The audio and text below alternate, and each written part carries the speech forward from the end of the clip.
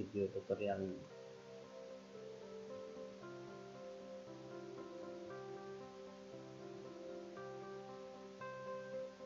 Oke, ada jaringannya, ada lambang juga di sini. Mohon bersabar dalam proses loading untuk menampilkan bahan ajar.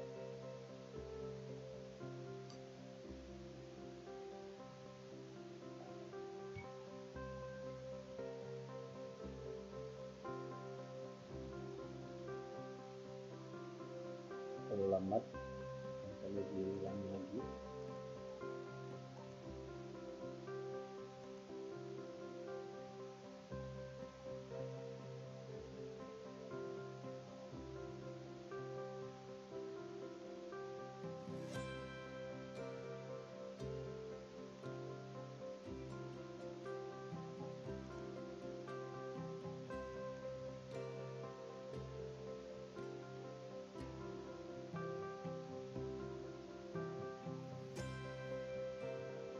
Lambat juga. Apa bapak dan ibu, ini jaringannya nggak gangguan kayaknya. Belum ada Pak. Ya, ini bahan ajarnya. Waalaikumsalam.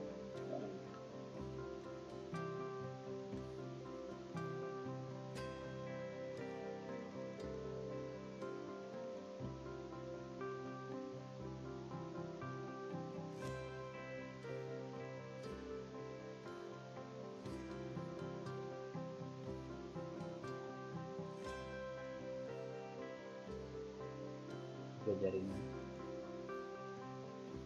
ini beberapa sedikit dulu supaya muncul.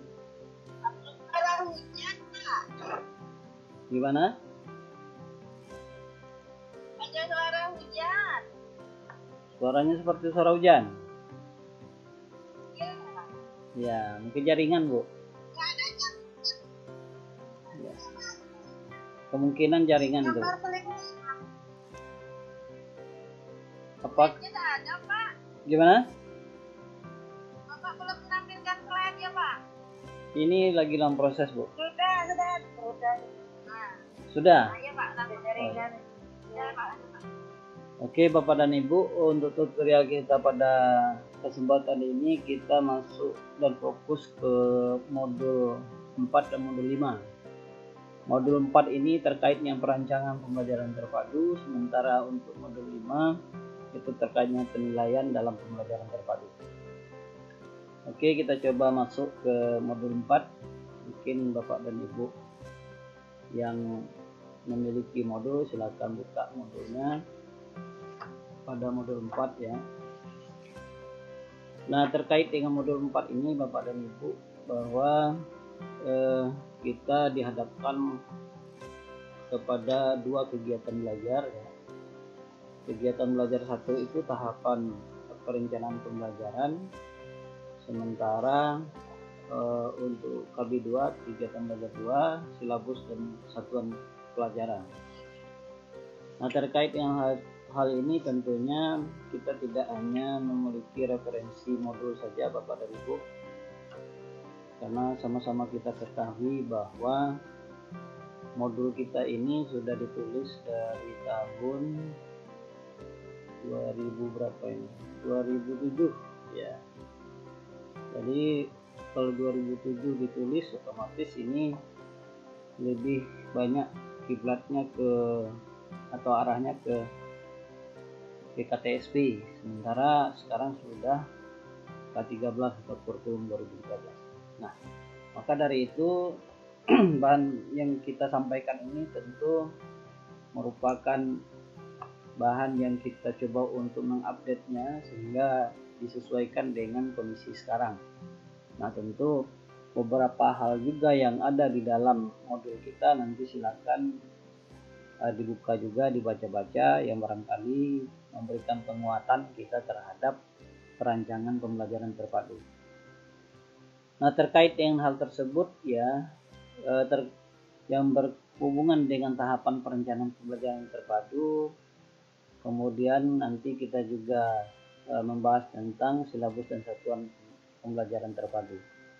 Nah, maka dari itu ingat Bapak dan Ibu, kita punya tugas dalam bentuk praktik ya, baik mempraktikkan bagaimana membuat RPP seperti yang disampaikan pada tutorial ketiga kemarin pada hari Minggu. Kemudian nanti kita juga akan memanfaatkan RPP itu untuk kegiatan baik itu simulasi maupun praktikum.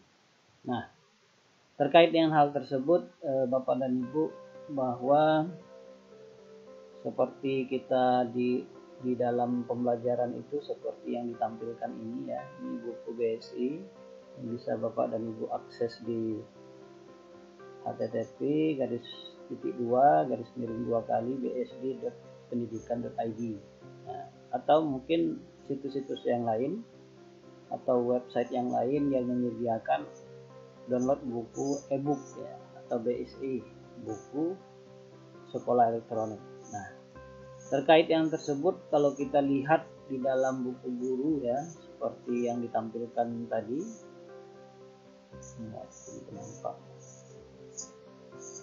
ya, ini ya, sebagai contoh anggota keluargaku ya, pemetaan kompetensi dasarnya ada PKN, bahasa Indonesia, kemudian ada matematika, PJOK, dan SPDP. Kemudian berikutnya untuk subtema 1 anggota keluargaku, ini sebagai contoh yang bisa kita lihat di dalam buku guru tersebut ya. Ada beberapa kegiatan pembelajaran yang bisa dilakukan. Kemudian di dalam pembelajaran 1 ada 3 mata pelajaran yang terpadu di dalam ini ya. Baik itu PPKN, bahasa Indonesia, kemudian SPDP. Kemudian kalau kita lihat di dalam buku ini tujuan pembelajarannya ada ya, ada media, langkah-langkah pembelajaran ya, mulai dari langkah-langkah pembelajaran kegiatan pendahuluan seperti yang kita sampaikan pada job ketiga kemarin ya, pada hari Minggu. Kemudian diikuti lagi dengan kegiatan inti, ada kegiatan membaca, ada kegiatan berlatih, ada kegiatan bernyanyi, ada kegiatan bercerita ya, kemudian ada kegiatan mengamati lagi ya, berlatih lagi pada sesi berikutnya, sampai kepada beberapa kegiatan yang bisa sama-sama kita lihat di dalam buku BSI ataupun mungkin yang menggunakan buku cetak ya. Nah, terkait dengan hal tersebut tentu ini memberikan arah kepada kita untuk menyusun RPP tersebut ya, termasuk juga di dalam hal ini adanya penilaian pembelajaran, mulai dari penilaian sikap, nanti ada lampirannya, kemudian penilaian pengetahuan seperti menjawab pertanyaan dalam bentuk lisan atau cara memperkenalkan diri yang benar seperti yang disampaikan kemarin ya. Kemudian penilaiannya bisa dilihat banyaknya jawaban yang benar ya, nilainya berapa, kemudian kunci jawaban. Nah, kemudian berikutnya ada penilaian keterampilan. Nah, keterampilan ini ada berbagai aspek ya, aspek misalnya menyanyi lagu dengan tinggi rendah suara, karena ada lagu yang bisa ada yang dinyanyikan seperti nyanyian satu-satu aku sayang ibu, dua-dua sayang ayah, 1, 2, 3 sayang semuanya ya. Nah, kemudian ada juga penilaian dalam bentuk beberapa penilaian yang bisa kita lakukan, tapi secara garis besar penilaian itu ada penilaian sikap, ada penilaian pengetahuan, dan ada penilaian keterampilan. Nah, itu yang terkait dengan beberapa bentuk penilaian di dalam menyusun RPP nanti Bapak dan Ibu. Terkait dengan struktur kurikulum, perlu kita ketahui bahwa di dalam struktur kurikulum, kalau di dalam modul kita di halaman 4.5, tentu nanti kita akan menyesuaikan dengan peraturan Menteri nomor 57 tahun 2014. Di sini mata pelajarannya ya, ada pendidikan agama Islam dan pendidikan agama dan budaya, ada PPKN, bahasa Indonesia, matematika.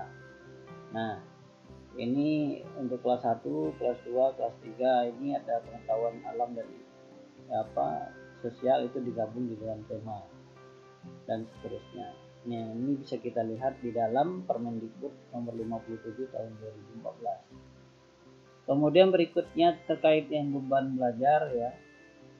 Di dalam struktur kurikulum itu bahwa beban belajar merupakan seluruh kegiatan yang harus diikuti peserta didik dalam 1 minggu, 1 semester, dan 1 tahun pelajaran. Nah, beberapa beban belajar itu ya, beban belajar 1 minggu untuk kelas 1 itu 30 jam ya. Kemudian untuk kelas 2 32 jam, kelas 3 34 jam, sementara kelas 4, 5, dan 6 36 jam. Ini juga bisa kita dapatkan di dalam peraturan Menteri Pendidikan dan Kebudayaan RI nomor 57 tahun 2014. Nah, itu beberapa beban belajar. Kemudian untuk beban belajar di kelas 1, 2, 3, 4, 5 dalam 1 semester paling sedikitnya 18 minggu efektif. Sementara untuk kelas 6 ya, semester ganjil paling sedikit 18 minggu efektif. Sementara untuk semester genap di kelas 6 paling sedikit 14 minggu efektif belajar. Nah, itu terkait dengan beban belajar sesuai dengan struktur kurikulum. Kemudian berikutnya yang terkait dengan muatan pembelajaran ya, perlu kita ketahui. Nah, ini beberapa tema ya yang terkait dengan mata pelajaran tematik terpadu yang ada di sekolah kita. Mulai dari kelas 1 itu ada tema diriku, kegemaranku, kegiatanku, keluargaku, pengalamanku yang bersih dan sehat dan asri, kemudian benda, hewan, dan tanaman di sekitarku, sampai ke peristiwa alam. Nah, nanti di kelas 2 mulai dari tema hidup rukun sampai kepada tema keselamatan di rumah dan perjalanan. Sementara untuk kelas 3 ada tema mulai dari perkembangbiakan hewan dan tumbuhan sampai ke 8 bumi dan alam semesta. Nah, itu beberapa tema yang ada di kelas 1, 2, dan 3. Sementara untuk kelas 4 sampai kelas 6 ini rata-rata 6 tema. Tapi kalau kelas 1 sampai kelas 3 tadi 8 tema. Nah, terkait dengan ini ya, untuk kelas 4 itu ada beberapa tema mulai dari indahnya kebersamaan, sadar berhemat energi, sampai kepada makanan itu sehat dan bergizi.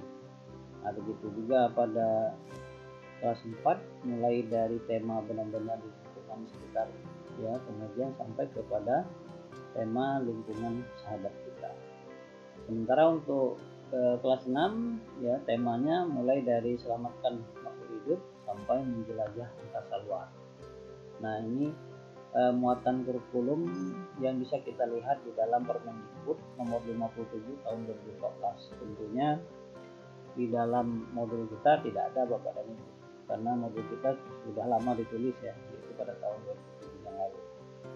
Nah, kemudian selain itu di dalam mata pelajaran terpadu ini, bahwa untuk kompetensi mata pelajaran IPA pada kelas 1 sampai kelas 3 itu diintegrasikan pada pelajaran bahasa Indonesia dan matematika. Jadi belajar tentang bahasa Indonesia dan matematika itu sekaligus belajar tentang IPA.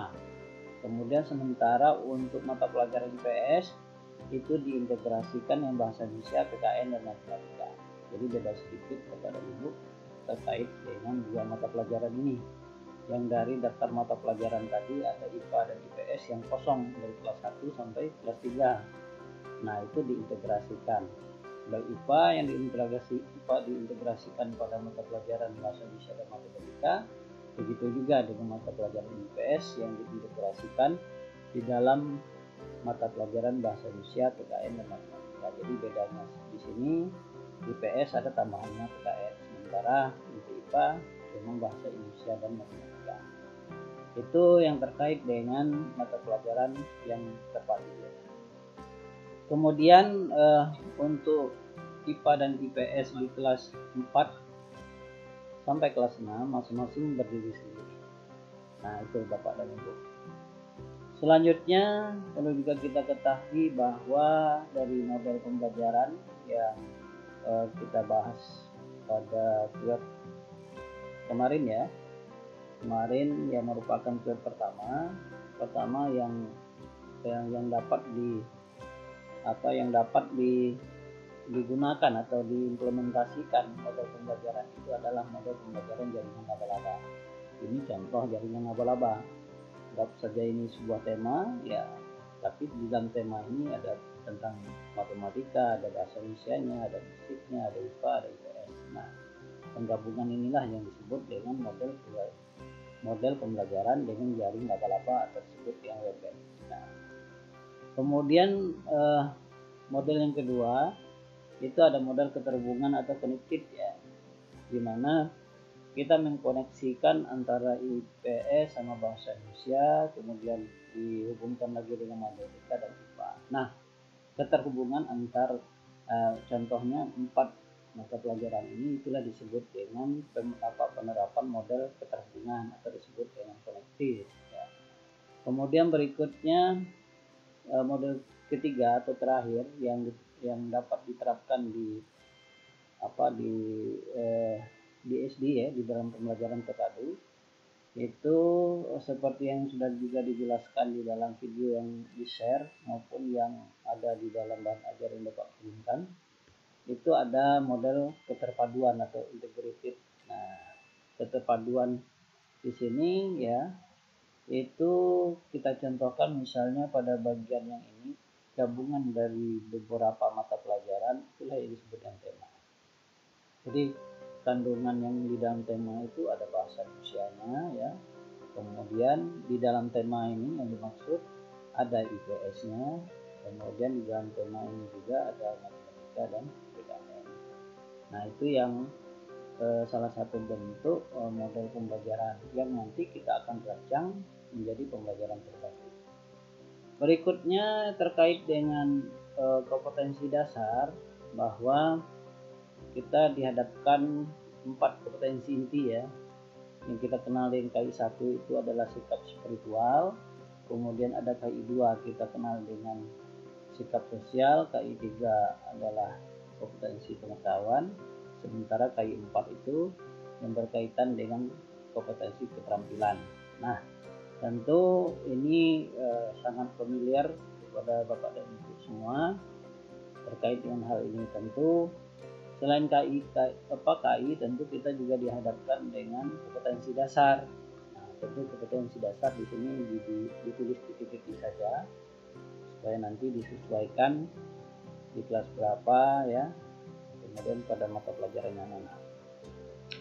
Nah, terkait dengan ini tentu ada salah satu peraturan tentang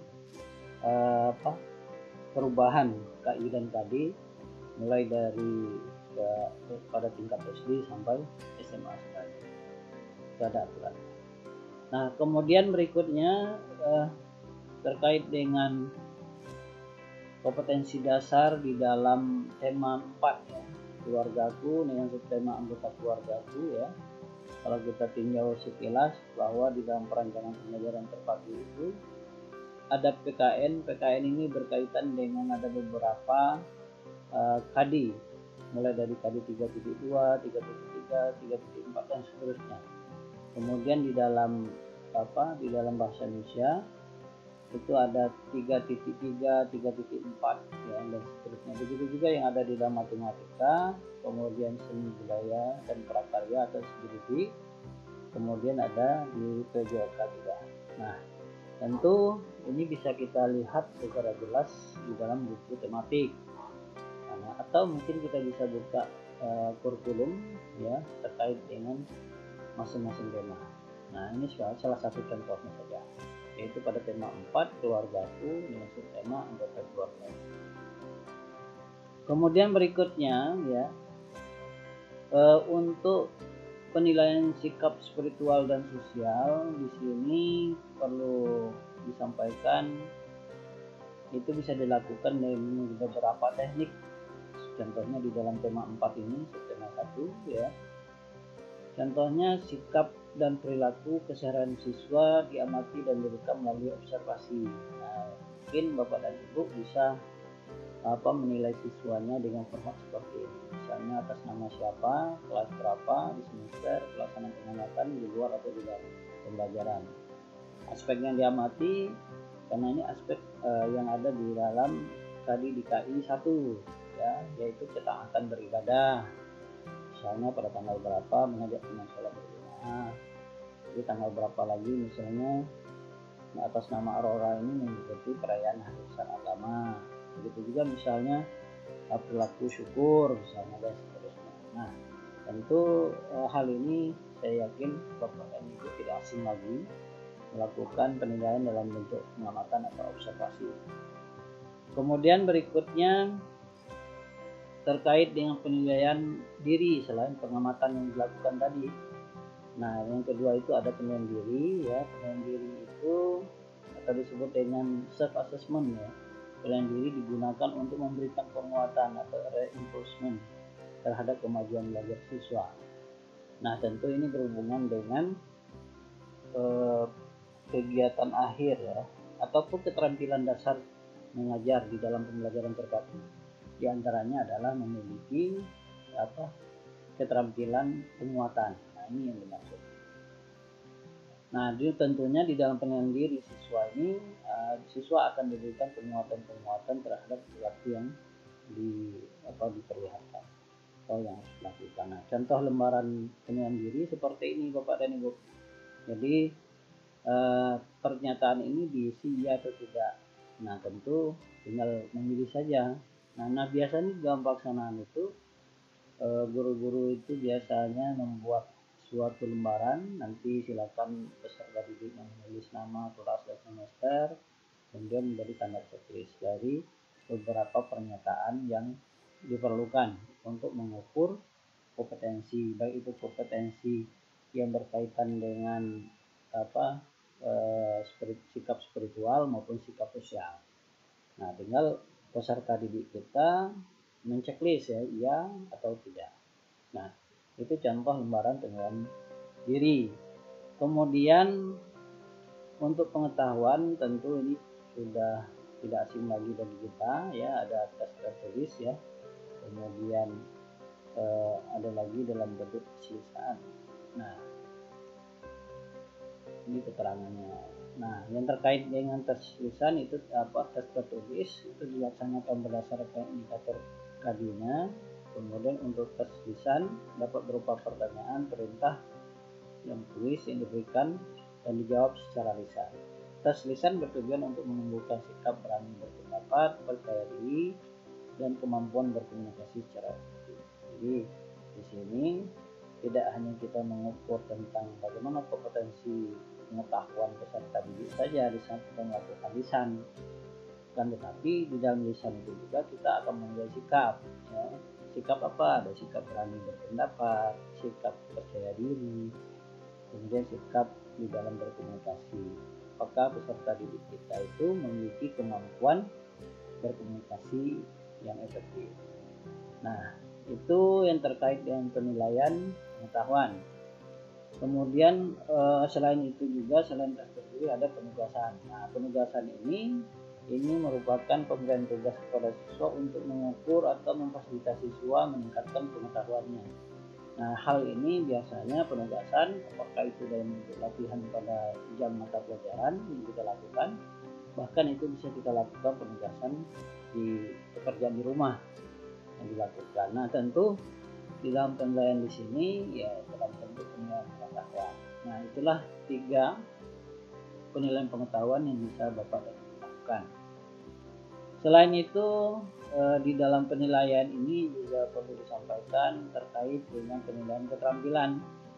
Yang dikatakan penilaian keterampilan itu penilaian yang dimaksudkan untuk mengetahui kemampuan peserta didik terkait dengan penerapan pengetahuan dalam memahami dan menyelesaikan berbagai masalah. Nah, biasanya untuk keterampilan ini itu dilakukan dengan penilaian kinerja dan penilaian portofolio. Nah, terkait dengan penilaian kinerja itu mengukur capaian pembelajaran berupa keterampilan proses dan hasil atau produk yang dihasilkan oleh peserta didik kita atau siswa kita. Sementara untuk penilaian portofolio ini berkaitan dengan rekaman penilaian autentik yang memperkuat kemajuan dan kualitas pekerjaan peserta didik. Nah, tentu ini adalah berkaitan dengan penilaian proses ya, proses-proses yang dilakukan mulai dari awal, mulai dari kesiapan siswa di dalam belajar, kemampuan dia memahami materi itu, atau yang materi yang fokus dibahas dan seterusnya. Nah, itu terkait dengan portofolio. Kemudian berikutnya berkaitan dengan silabus, ya. Di dalam hal ini perlu disampaikan bahwa kalau kita lihat dari formnya itu seperti ini. Mungkin Bapak dan Ibu karena sudah menjadi guru tidak asing lagi dengan format yang ditampilkan ini. Jadi di dalam silabus itu pasti seperti yang kita lihat di dalam peraturan Menteri Pendidikan dan Kebudayaan Nomor 22 tahun 2016 tentang standar proses, pasti di dalam silabus itu ada identitas sekolah. Nah, di sini disebutkan satuan pendidikan SD di mana, gitu kan. Kemudian berikutnya ada kompetensi inti. Nah, kompetensi inti berikutnya. Kemudian berikutnya ada kompetensi dasar. Di sini kompetensi dasar tulis. Kemudian berikutnya ada tema atau pembahasan. Nah, di sini kita tulis Bapak dan Ibu. Kemudian untuk pembelajaran, kegiatan pembelajaran pada bagian ini, kalau di dalam silabus ini dicontohkan untuk pembelajaran menggunakan pendekatan saintifik, mulai dari mengamati, menanyakan, kemudian mengumpulkan informasi dari apa yang sudah diamati dan ditanyakan, kemudian menalar atau mengasosiasi, dan yang terakhir mengkomunikasikan. Hal ini bisa dilakukan bisa dalam bentuk tulisan maupun tulisan. Setelah pembelajaran nanti ada penilaian. Nah, untuk penilaian di sini bisa kita lakukan, ada penilaian pengetahuan, ada keterampilan, kemudian ada penilaian sikap. Kemudian diikuti dengan alokasi waktu. Di sini contohnya untuk tema yang ini 4 jam pelajaran. Kemudian yang terakhir di dalam silabus itu ada sumber belajar. Sebagai contoh di sini pada tema ini anggota keluargaku ada lagu yang bertemakan kasih sayang antar anggota keluarga di rumah. Kemudian ada cerita atau film tentang kasih sayang dan seterusnya dan berikutnya. Nah, begitu juga dengan referensi bukunya. Nah, kemudian selain itu di dalam kesempatan ini perlu disampaikan yang berkaitan dengan RPP. Kalau ini tadi tentang tentang silabus Bapak dan Ibu. Nah, setelah RPP setelah silabus tentu kita akan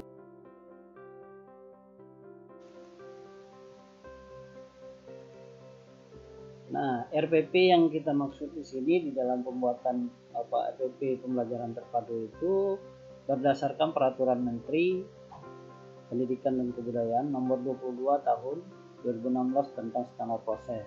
Nah, apa yang ketentuan yang ada di dalam Permendikbud ini di dalam membuat RPP? Di antaranya ada identitas sekolah, kemudian ada tema atau subtema, kemudian ada kelas atau semester, kemudian ada materi pokok, alokasi waktu, ada tujuan pembelajaran, ada kompetensi dasar, pencapaian dan indikator pencapaian kompetensi, ada materi pembelajarannya, ada metode, media dan sumber belajar, langkah-langkah pembelajaran, dan yang terakhir ada penilaian. Nah, ini yang terdapat di dalam Permendikbud nomor 22 tahun 2016 tentang standar proses. Nah, tapi kalau ada nanti pertanyaan, Pak, kita buat RPP apakah yang berdasarkan Permendikbud nomor 22 tahun 2016 ini apa berdasarkan surat edaran menteri? Nah, perlu ditekankan kalau RPP 1 lembar yang melalui surat edaran Mas Menteri itu hanya 1 lembar yang berkaitan di dalam RPP cuma ada tujuan pembelajaran. Setelah itu kegiatan pembelajaran atau langkah-langkah pembelajaran, dan ketiga ada penilaian. Tentu itu terlalu sederhana untuk kita pelajari. Tentu di dalam hal ini kita mencoba untuk yang lebih lengkap. Nah, yang lebih lengkap ini berdasarkan Permendikbud tentang standar proses. Nah, yang seperti apa yang dikatakan bahwa di dalam RPP itu ada identitas sekolah, ya tentu di sini seperti yang ditampilkan ini, ya, ada identitas sekolahnya pada SD mana, kemudian temanya yang mana, ini ada tema, ada subtema, misalnya keluargaku atau anggota keluargaku. Jadi temanya keluargaku, subtemanya adalah anggota keluargaku. Kemudian untuk kelas ini adalah kelas atau semester, kemudian materi pokoknya anggota keluargaku, kemudian alokasi waktunya misalnya 4 jam gitu kan. Nah kemudian berikutnya selain alokasi waktu, ikuti lagi dengan tujuan pembelajaran, ini contoh tujuan pembelajaran. Kemudian berikut setelah itu masuk ke dalam kompetensi dasar dan indikator pengembangan kompetensi. Nah di dalam susunan yang kita buat itu tentunya nanti menyesuaikan. Misal contoh dari kompetensi dasarnya misalnya 3.2 memahami hubungan persaudaraan yang keluarga besar ayah dan ibu. Nah maka indikator pencapaian kompetensinya diantaranya adalah 3.2 ya, tetap kode ini yang kita gunakan. Halo. Halo. Ya, ada yang mau menyampaikan sesuatu atau dilanjutkan dulu? Lanjut ya. Ya, ya, ada suara kecil tapi nggak jelas. Oke, mohon izin untuk melanjutkan. Nah, maka di dalam kita menulis kompetensi dasar yang dimaksud di dalam poin yang ini Bapak dan Ibu, dan indikator pencapaian kompetensi itu tentu kode ini jangan sampai tertinggal. Ini harus ditulis sesuai dengan sumbernya. Nah, misalnya contoh 3.2 gitu kan harus ditulis memahami gitu kan. Karena apa? Karena kalau tidak ditulis nanti kita nggak tahu bahwa KD ini berasal dari KI 1K, KI 2K, KI 3K atau KI 4 gitu kan. Maka kodenya harus serta-merta ditulis. Sebagai contoh di dalam hal ini ya, itu kita mengambil dari tema yang anggota keluarga itu tadi, yaitu terkait dengan KD 3.2, memahami hubungan persaudaraan dengan keluarga besar ayah dan ibu. Nah, tentu indikator pencapaian kompetensinya ya bisa kita lihat di dalam KKO ya, kata kerja operasional. Nah, kalau di dalam, kalau nggak salah di dalam silabus di dalam modul kita nggak ada ya tentang KKO, sepertinya tidak ada. Nah kemudian dari daftar kata kerja operasional itu nanti kita pilih yang mana yang paling tepat di dalam kita mengembangkan indikator pencapaian kompetensi. Sebagai contoh di sini ya, salah satu contohnya 3.2 ini menunjukkan tadi, kemudian urutan 1 menjelaskan hubungan persaudaraan dengan keluarga besar ayah, kemudian misalnya 3.2 ini titik 2 ini ya, maaf ya, nggak apa-apa.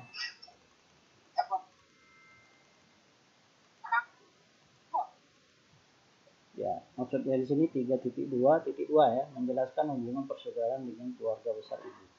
Nah, jadi itu bisa kita kembangkan dan seterusnya. Begitu juga dengan pengembangan IPK pada KD yang ada di KI 4, yaitu 4.2 sebagai contoh di sini yang menggambarkan silsilah keluarga besar dari ayah dan ibu. Nah, ini terkait dengan peserta didik kita atau siswa mempraktekkan, memperkenalkan diri dan anggota keluarga inti dengan santun.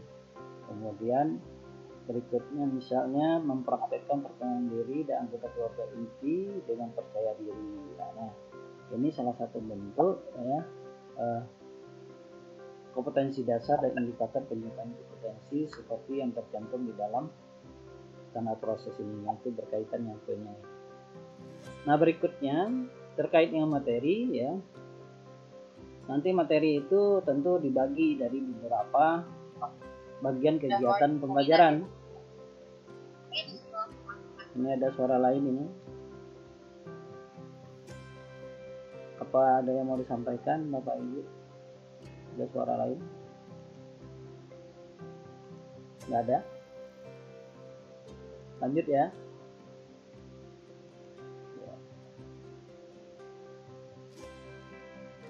Oke, dilanjutkan ya. Nah, tentu sebagai contoh misalnya mengamati, contohnya misal di sini saya di sini bisa kita ganti dengan Udin. Misalnya Udin memiliki ayah, kemudian Udin memiliki ibu, Udin juga memiliki kakak. Keluarga Udin terdiri dari ada ayah, ada ibu, ada kakak, dan ada Udin.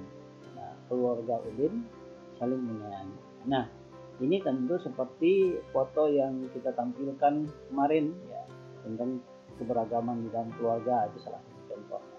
Jadi yang peserta didik itu bisa mengamati atau membaca dari foto tersebut.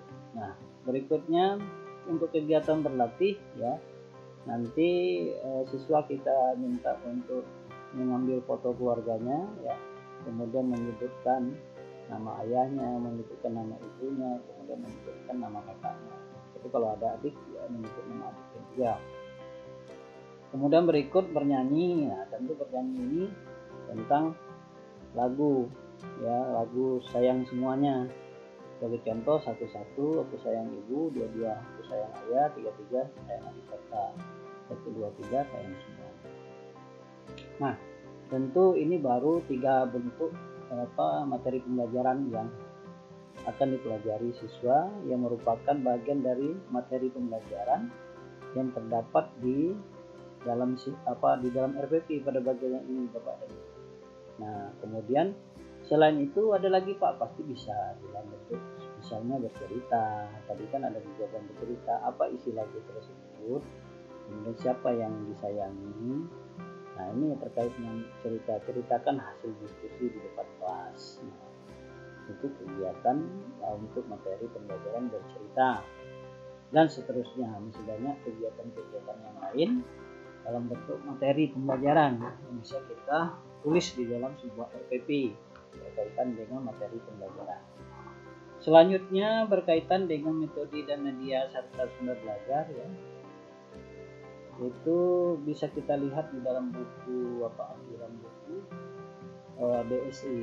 Di sini sebagai contoh media dan alat yang digunakan adalah buku tugas mahasiswa, ada foto keluarga, ada foto keluarga guru ya, karena guru akan memfasilitasi peserta didik untuk menjelaskan tentang materi itu. Kemudian ada teks sila dalam Pancasila, disiapkan 5 lembar kertas, setiap kertas ditulis 1 sila Pancasila.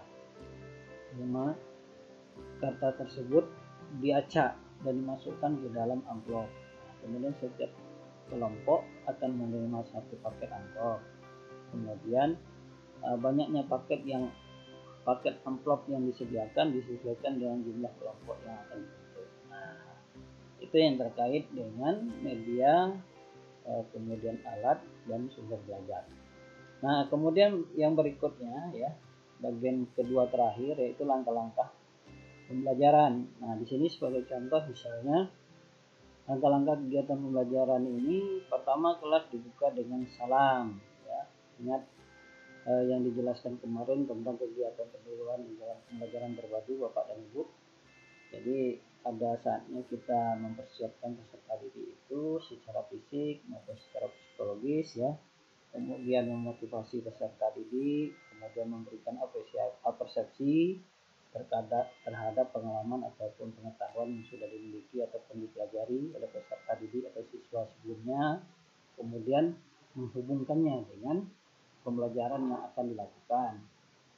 Kemudian selain itu di dalam kegiatan pendahuluan itu ya kita harus menyampaikan tujuan pembelajaran, karena menjelaskan tujuan pembelajaran itu penting kepada peserta didik supaya dia tahu apa yang menjadi target di dalam pembelajaran yang akan diikutinya.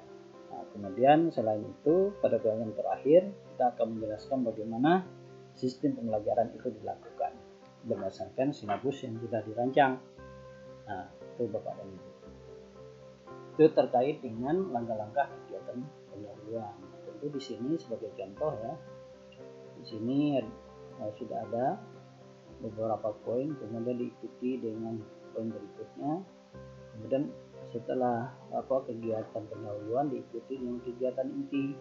Ada ayo membaca, ayo berlatih, ayo bernyanyi, kemudian ayo bercerita. Kemudian ayo mengamati, kemudian ayo berlatih lagi ya terkait dengan materi. Kemudian ayo berlatih, ayo membaca, dan seterusnya sampai kepada kegiatan penutup. Nah, kegiatan penutup seperti yang kita diskusikan kemarin. Kalau di dalam modul kita itu ada kegiatan akhir dan tindak lanjut. Nah, itu Bapak Ibu. Ini beberapa contoh kegiatan penutup yang dilakukan di dalam pembelajaran terpadu. Sampai di sini terkait dengan membuat RPP, mungkin ada beberapa hal yang perlu kita diskusikan sebelum kita masuk fokus ke dalam penilaian pembelajaran terpadu. Barangkali di dalam kesempatan ini kita coba untuk berdiskusi agar kita bisa mendalami apa yang harus kita bahas pada kesempatan ini. Silakan Bapak dan Ibu, barangkali ada hal-hal yang mau disampaikan terhadap penjelasan yang sudah disampaikan ini. Silakan Bapak dan Ibu. Pak, Ya, nama saya Suryani Pak Mahan, Pak. ya Bu Suryani ya. Ini Pak, Bapak buat tadi apa saja yang tercantum dalam RPP itu saya lihat tujuan pembelajaran lebih di atas dibandingkan tadi dan indikator. Ya. Selama ini yang saya tahu dan pernah saya ikuti Pak, KD itu di atas karena dari KD diturunkan menjadi indikator. Ya. Tujuan pembelajaran didapatkan dari indikator. Jadi KD-nya di atas, indikator baru tujuan Pak. Ya. Kalau tujuan pembelajaran di atas, padahal tujuan itu kan turunannya dari indikator.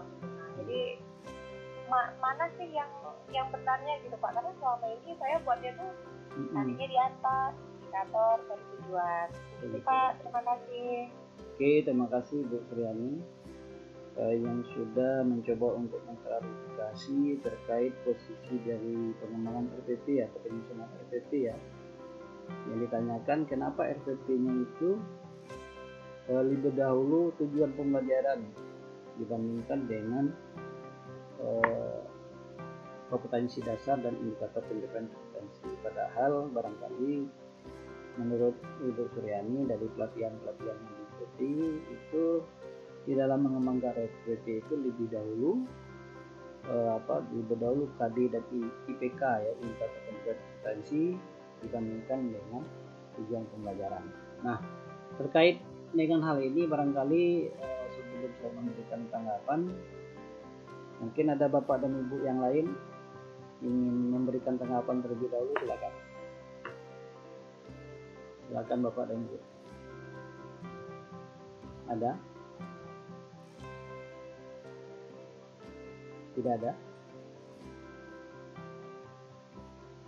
Ada Bapak dan Ibu?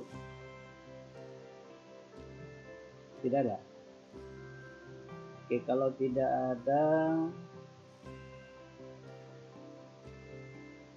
saya akan mencoba untuk men-screen ya Peraturan Menteri Nomor 22 Tahun 2016 tentang standar proses.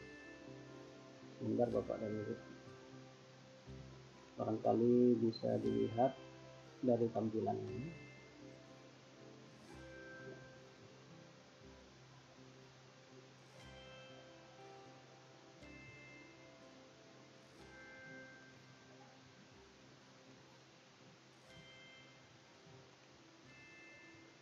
Ini adalah standar proses Permendikbud nomor 22 tahun 2016 ya. Maaf Pak, ada nampak lagi Pak. Oh, nggak nampak ya? Barangkali dalam proses dulu ya. Mohon tunggu sebentar dan nanti bisa tampil ya.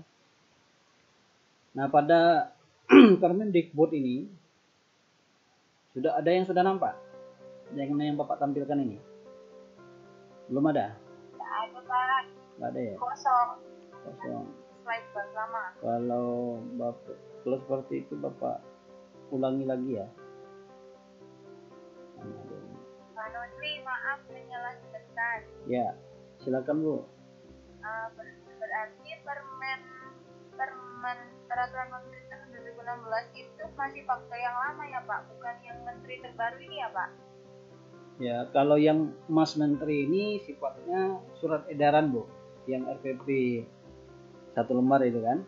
kan? Ya, Iya kan? kan di dalam surat edaran itu sudah dijelaskan bahwa format RPP itu selain yang seperti di dalam standar proses boleh juga disederhanakan.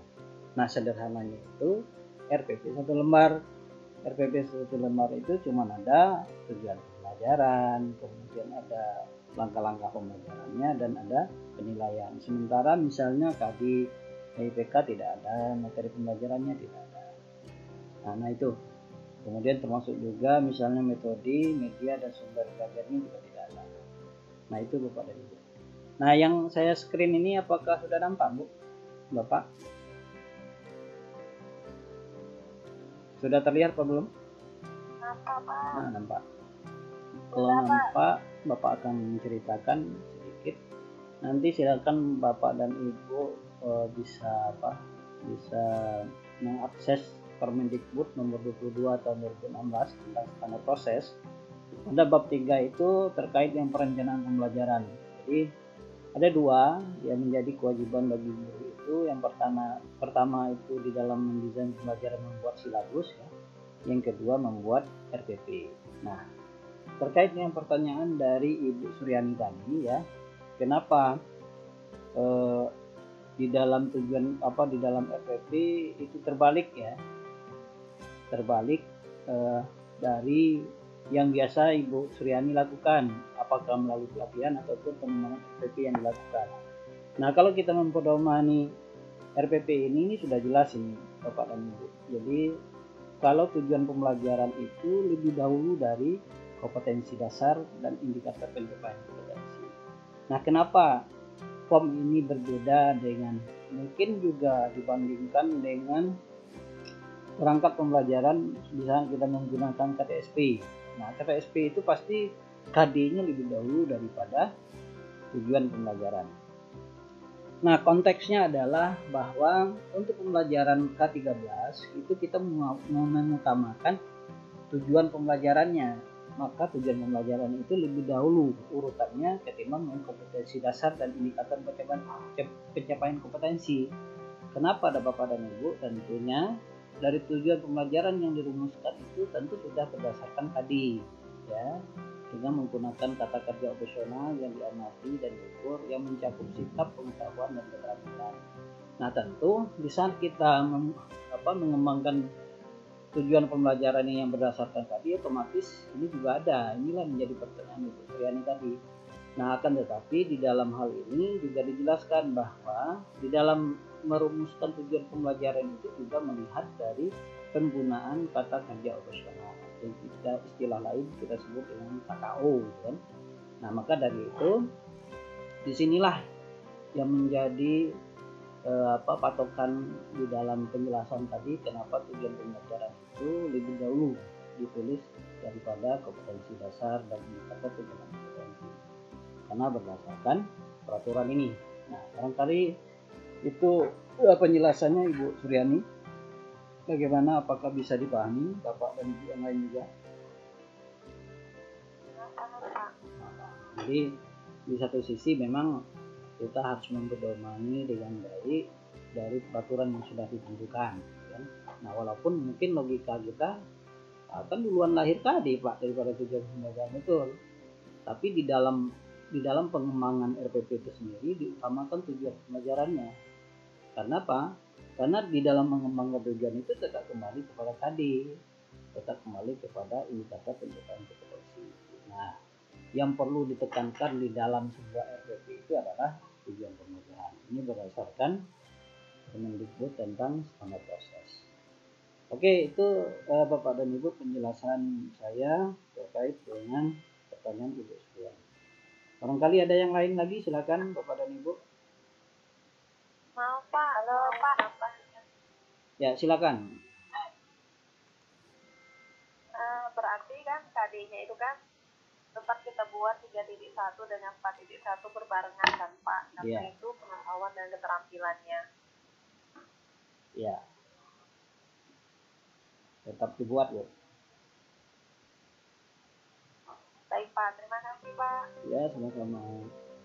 Ada lagi yang lain Bapak dan Ibu, silakan. Ibu Ayu. Ya. Ya, Berarti silakan. gabungan RPP yang kita buat itu gabungan antara surat edaran Mas Menteri itu dengan peraturan Menteri tahun 2016 ya Pak? Ya, jadi yang kita fokuskan, kalau kita lebih fokus kepada Permendikbud tentang standar proses, Bu. Karena surat edaran itu tentang RPP 1 lembar itu kan hanya penyederhanaan format saja. Tapi konteks RPP tetap dalam bentuk standar proses. Jadi lengkap ya, tidak hanya sebatas tujuan pembelajaran, tidak hanya sebatas langkah-langkah pembelajaran dan penilaian, akan tetapi lebih komplit ya, seperti yang ada di dalam komponen RPP ini, yang ada di dalam standar proses ya. Itu Bapak Ibu. Jadi nanti bisa membuat RPP yang 2 buah itu jangan bikin yang 1 lembar yang hanya 3 komponen di dalamnya, tapi buatlah yang komponennya lengkap, mulai dari identitas sekolah sampai kepada penilaian hasil pembelajaran. Nah itu Bapak Ibu, bisa dipahami kira-kira? Bisa ya? Ya. Bu Ayu ya tadi. Ada lagi yang lain Bapak dan Ibu, silakan.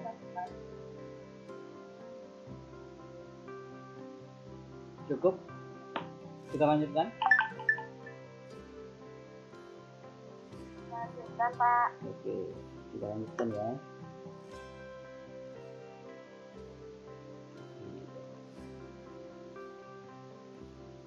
Oke. Setelah kita membahas tentang rancangan pembelajaran terpadu terkait dengan RPP ya, di dalam membuat RPP tadi ya, yang ada hubungannya dengan modul 4, berikutnya kita masuk ke modul 5 Bapak dan Ibu, yaitu tentang penilaian pembelajaran terpadu. Di sini ada 2 KB juga ya. Pertama tentang konsep, prinsip, dan sasaran penilaian dalam pembelajaran terpadu, dan yang kedua itu terkait dengan proses pengembangan dan format penilaian pembelajaran terpadu di SD. Nah, sebelum kita masuk jauh ke dalam tentang penjelasan atau tujuan belajar ini, perlu disampaikan juga karena modul kita ini sudah ditulis cukup lama ya, lebih dari 10 tahun yang lalu, di mana tahun 2007 itu masih berlaku KTSP ya, karena KTSP itu mulai dari 2006, maka besar kemungkinan beberapa konteks yang ada di dalam modul 5 ini kita menyesuaikan dengan aturan terbaru. Nah, pada itu nanti ada beberapa hal itu terjadi penyesuaian saja. Terkait dengan konsep pembelajaran terpadu, perlu kita ketahui bahwa penilaian itu ya bisa dalam bentuk tes maupun non tes. Di dalam tes maupun non tes itu bisa kita lakukan untuk menilai pengetahuan, menilai keterampilan, maupun menilai sikap dan nilai. Ini gambarnya kalau nggak salah ada di dalam HP kita, di halaman berapa ini? Bentar, di halaman 5.4 Bapak Ibu. Nah, di situ bisa kita lihat. Nah, lebih dan kurang gambarnya sama. Nah, kemudian untuk pelaksanaan penilaian dalam bentuk tes itu bisa dalam bentuk skala sikap seperti yang disampaikan tadi ya. Ada sikap penilaian sikap dalam bentuk self assessment, ada juga teman sejawat ya, peer assessment ya, atau dalam bentuk hal yang lain. Nah, itu skala sikap. Kemudian ada juga dalam bentuk daftar periksa, memeriksa kegiatan pelajaran, itu dalam bentuk non tes ya. Kemudian ada juga kuesioner, catatan anekdot ya, kemudian portofolio, catatan sekolah, kemudian juga jurnal dan cuplikan kerja. Itu yang terdapat di dalam 5.4. Nah, untuk kegiatan tes di dalam penilaian itu dibagi menjadi 3 Bapak dan Ibu. 3 itu ada tes lisan, ada tes tertulis, kemudian ada tes perbuatan. Nah, di dalam tes lisan ya, mungkin sama-sama kita pahami bahwa tes lisan itu adalah sama seperti wawancara yang kita lakukan. Sementara tes perbuatan itu tentu ini berkaitan dengan pengamatan yang kita lakukan. Nah, sementara untuk tes tertulis ya, tes tertulis itu terbagi lagi menjadi dua. Ada tes tertulis uraian, ada tes tertulis objektif. Nah, untuk tes tertulis ya dalam bentuk uraian itu bisa tertutup atau terbatas atau terstruktur, bisa juga bebas terbuka. Sementara untuk tes tertulis ataupun objektif itu bisa menggunakan tes dalam bentuk pilihan ganda, benar salah, menjodohkan, yang ini merupakan kegiatan tes tertulis untuk memilih. Sementara kemudian tes tertulis itu dalam bentuk isian singkat, panjang ataupun khusus itu dalam bentuk isyarat.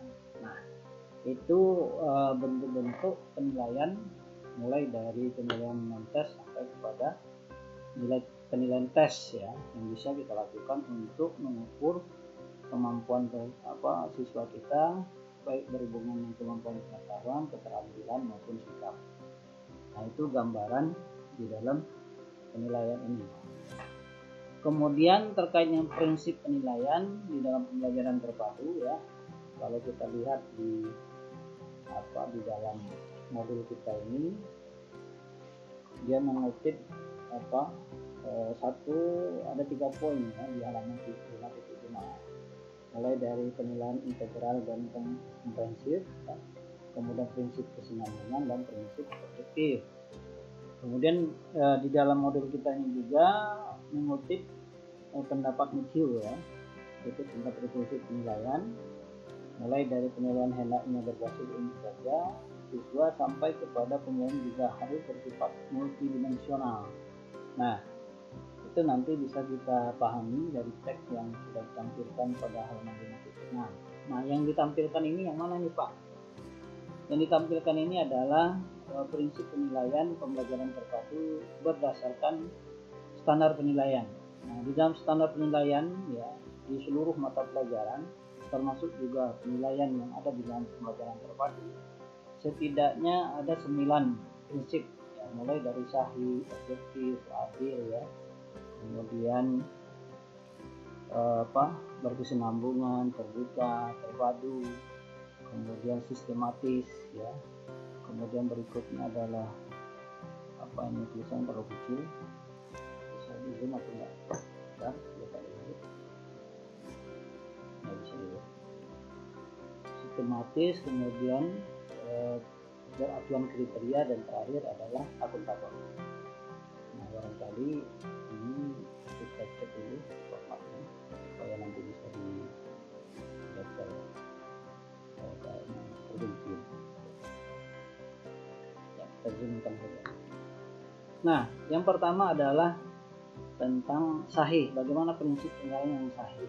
Yang sahih di sini dikatakan bahwa penilaian yang prinsip sahih adalah penilaian didasarkan pada data yang mencerminkan kemampuan yang diukur. Jadi sesuai dengan kemampuan siswa, jadi tidak boleh ada ukuran yang lain. Nah, maka sesuai dengan apa yang menjadi ukuran di dalam kemampuan, itulah yang dinilai. Nah, itu yang dikatakan dengan prinsip penilaian dalam bentuk sahih ya. Sementara berikutnya objektif, yang dikatakan bahwa penilaian itu dilakukan secara objektif. Prinsip ini dalam artian bahwa penilaian didasarkan pada prosedur dan kriteria yang jelas, tidak dipengaruhi oleh subjektivitas penilai. Nah, tentu di dalam hal ini objektif itu biasanya kita lakukan dalam bentuk penskoran. Nah, dari skor itulah kita akan melihat sejauh mana kemampuan peserta didik itu di dalam memiliki kemampuan, apakah itu tes dalam bentuk tes maupun non tes. Nah, ini bisa kita ukur sedemikian rupa sehingga nanti prinsip objektivitasnya bisa dilakukan, sehingga nanti tidak melihat karena dia itu anak guru atau apa gitu kan, sehingga nilainya sudah bagus kan, tetapi sesuai dengan kemampuan. Kemudian yang ketiga tentang prinsip adil. Prinsip adil ini berarti penilaian tidak menguntungkan atau merugikan peserta didik karena kebutuhan khusus serta perbedaan latar belakang agama, suku, budaya, adat istiadat ya, atau sosial ekonomi dan gender. Artinya penilaian itu tidak boleh menilai dalam perspektif yang memihak ya kepada salah satu bentuk, misalnya agamakah, sukukah, budayakah, itu tidak dibenarkan. Nah itu yang dimaksud Bapak dan Ibu, termasuk juga yang terkait dengan jenis kelamin, apalagi status sosial. Nah tentu hal ini kita harus melakukannya secara adil, maka penilaian itu tidak ada yang diuntungkan dan tidak ada yang dirugikan. Kemudian yang keempat itu prinsipnya adalah terpadu. Terpadu yang dimaksud di sini adalah penilaian yang merupakan salah satu komponen yang tak terpisahkan dari kegiatan pembelajaran. Jadi tak terpisahkan kegiatan pembelajaran itu tentunya apa yang dipelajari itulah yang dinilai. Nah, maka penting bagi kita menanamkan prinsip ini. Kenapa? Apalagi di masa pandemi ini banyak yang kita lakukan yang mungkin juga dikeluhkan oleh orang tua. Kebanyakan pembelajaran jarak jauh ini guru-guru hanya memberikan tugas kepada siswa, sementara tidak ada proses pembelajaran yang dilakukan. Seharusnya kita selaku guru harus bisa melakukan inovasi, harus melakukan kreativitas sehingga proses pembelajaran itu tetap dilakukan ya. Sementara penilaian tentu akan mengenai kepada keterpaduan antara apa yang dipelajari dengan apa yang dinilai. Kemudian yang kelima, penilaian itu dilakukan secara terbuka prinsipnya.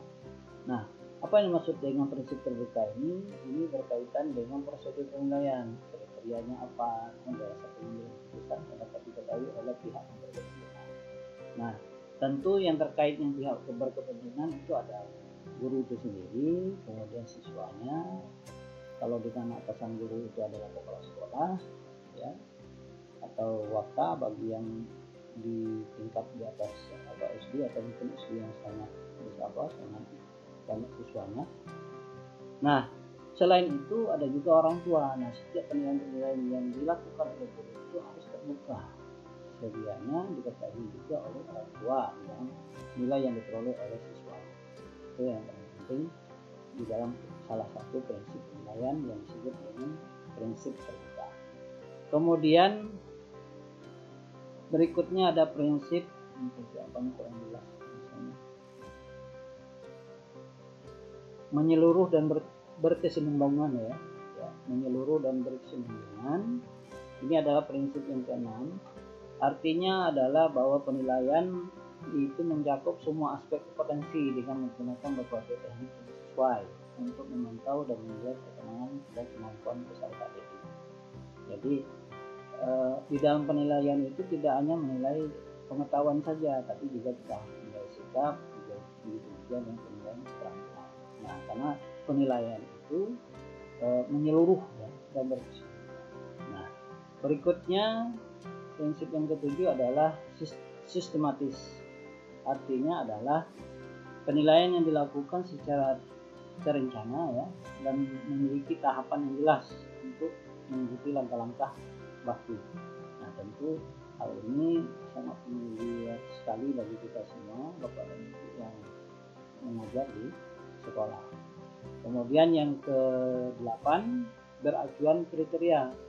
Nah, berarti penilaian didasarkan pada ukuran informasi yang ditetapkan. Sesuai dengan penilaian yang dilakukan itu harus mengacu kepada kompetensi yang menjadi tagihan. Apakah itu di setiap tema ya, atau pokok bahasan, ataukah itu dalam sebuah mata pelajaran. Nah, tentunya kita menghindari penilaian yang dilakukan itu di luar kompetensi yang sudah ditetapkan. Itu Bapak dan Ibu yang dimaksud dengan prinsip beracuan berkriteria ya.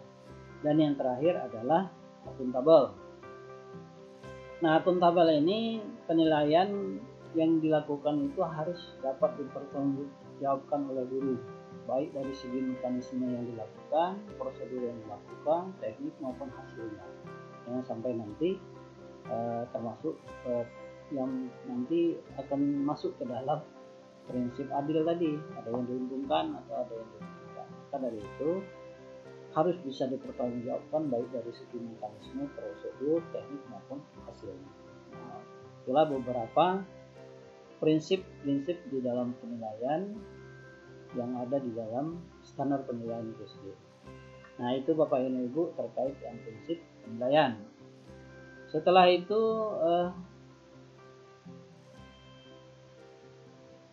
untuk prinsip penilaian ini bisa dilihat di dalam Permendikbud nomor 23 tahun 2016. Nah, berikutnya untuk bentuk penilaian ya, pembelajaran terpadu juga bisa kita lihat di dalam permen yang sama, yaitu standar pendidikan.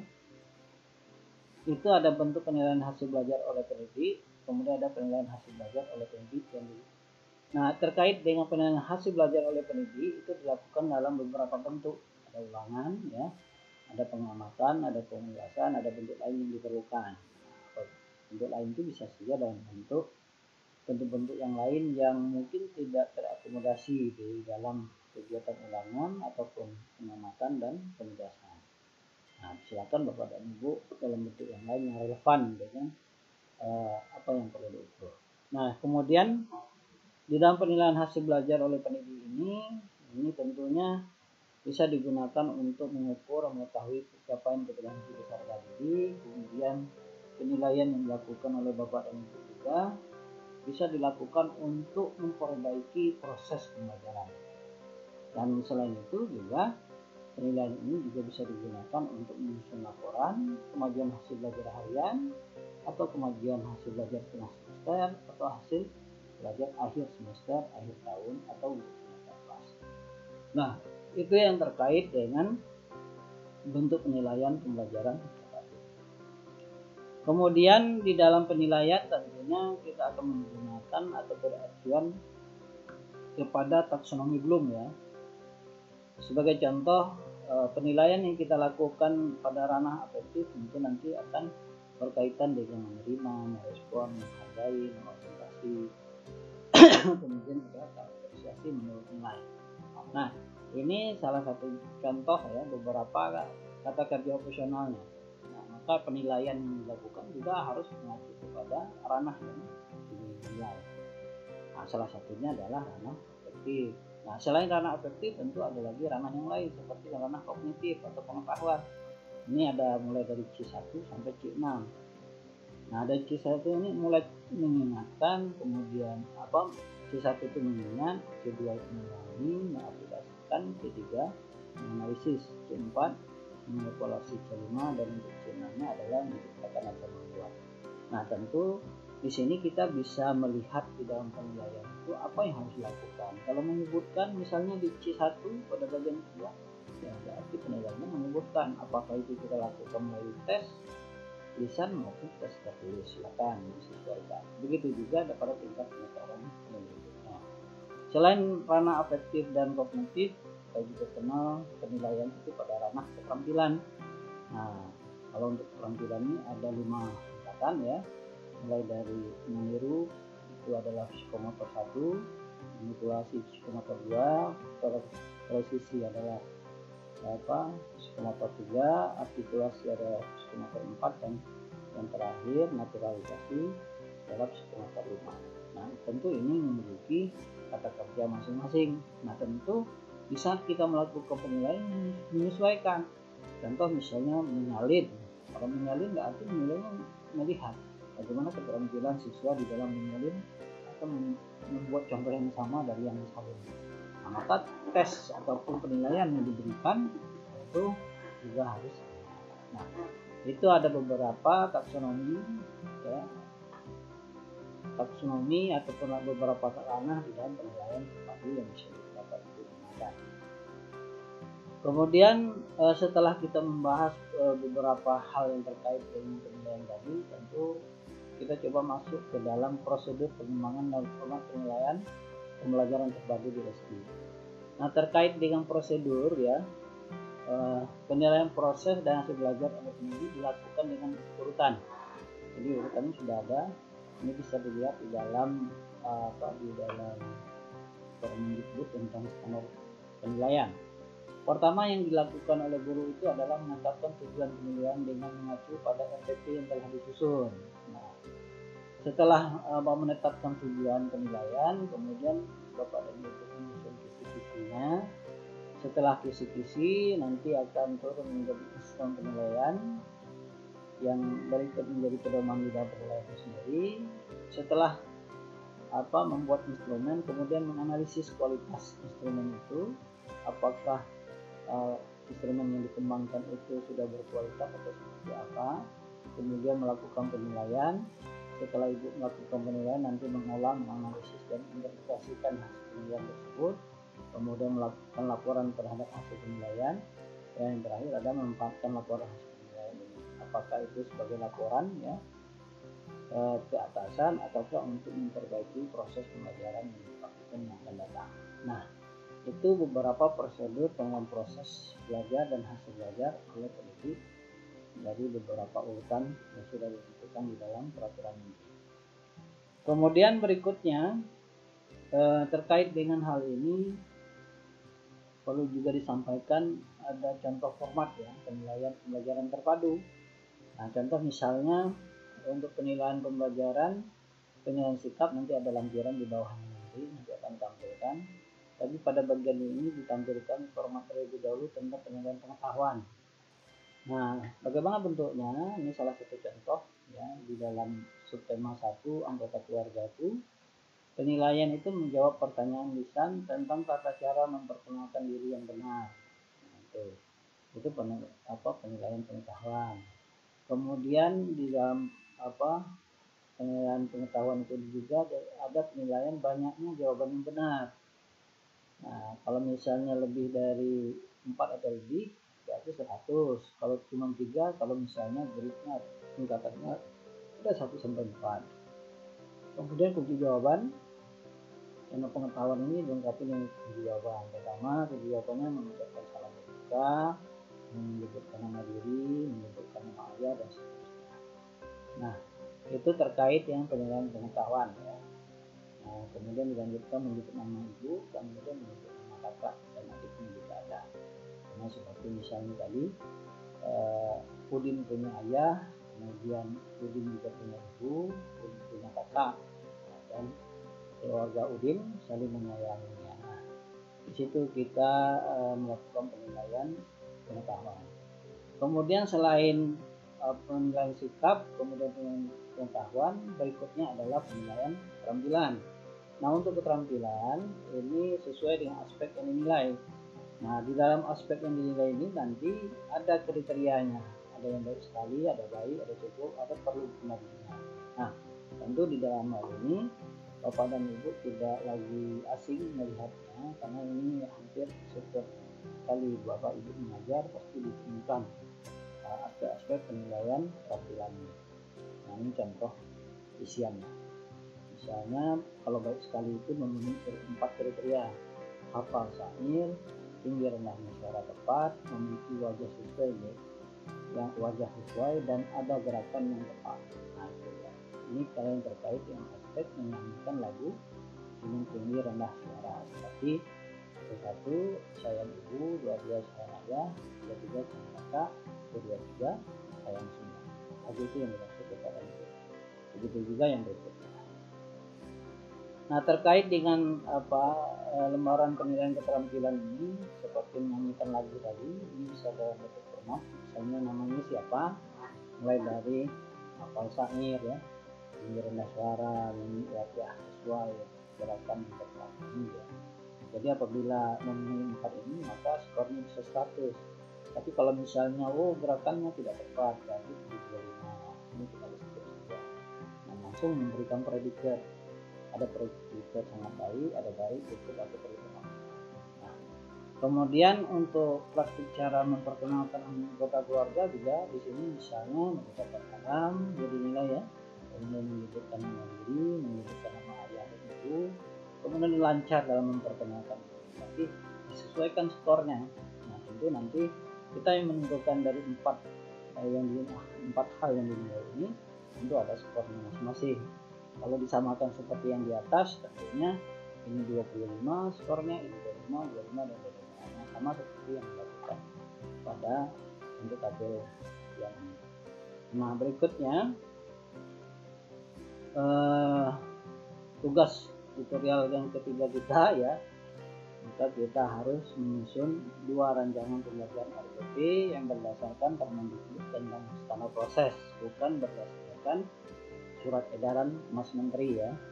Maka nanti kita tunggu tugas ini sudah bisa diterima itu sebelum tutorial yang akan datang, yaitu tutorial kita kalau nggak ada halangan itu tanggal 1 November. Maka dari itu di dalam kesempatan ini perlu disampaikan bahwa kita harus mengumpulkan RPP di LMS ya sebelum tanggal 1. Kalau dilihat di sini tanggal 1 itu hari Minggu. Nah, kita sebelum hari Minggu RPP kita dikumpulkan. Begitu Bapak dan Ibu yang terkait dengan penilaian yang mungkin bisa membantu Bapak Ibu memberikan pencerahan pada diri dengan nanti bisa memahami apa yang harus dilakukan di dalam penilaian Bapak Ibu. Silakan Bapak dan Ibu, barangkali ada yang perlu didiskusikan atau disampaikan terkait dengan apa yang sudah disampaikan. Silakan Bapak dan Ibu.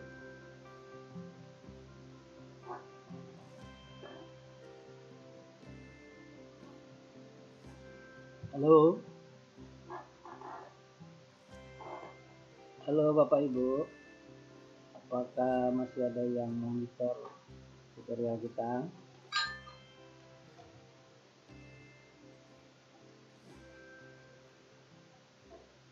Halo. Ya.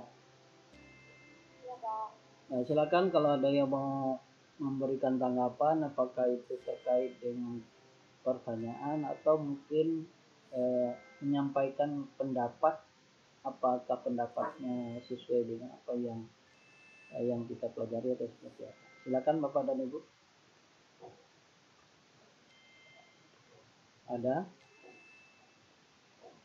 atau cukup jelas Bapak Ibu?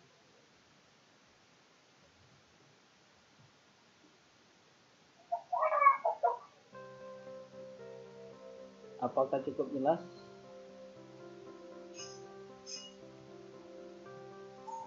Nah, teman-teman, ditanya Bapak apa jelas?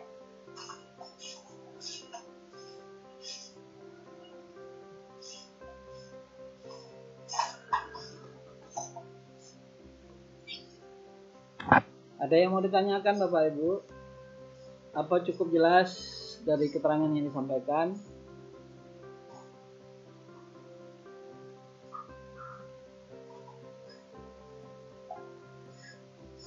Kalau sudah jelas berarti kita tutup nih tutorial. Silakan Bapak Ibu. Dari penjelasan tadi apakah ada yang perlu disampaikan? Silakan.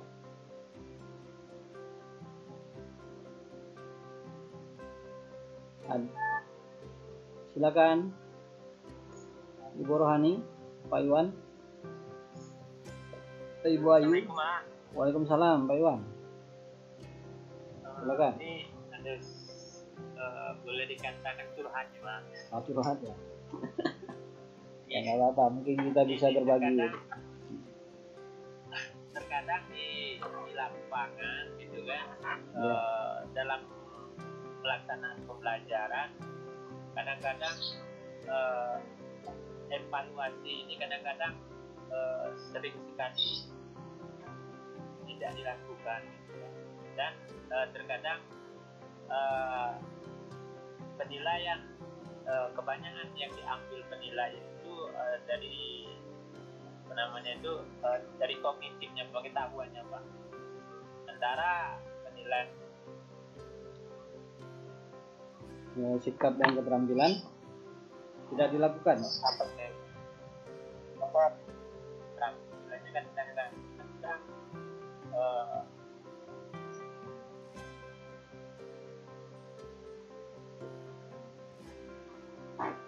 ya Pak Iwan, gimana?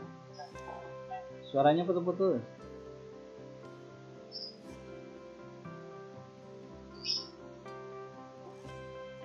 Jadi pada intinya apa yang disampaikan Pak Iwan tadi, walaupun suaranya sedikit putus, bahwa pada umumnya Bapak dan Ibu barangkali di praktek di lapangan di dalam kegiatan pembelajaran itu sendiri ya, pembelajaran itu biasanya penilaian yang dilakukan pengetahuan, sementara penilaian yang lain seperti sikap dan keterampilan masih ada juga yang mengabaikannya.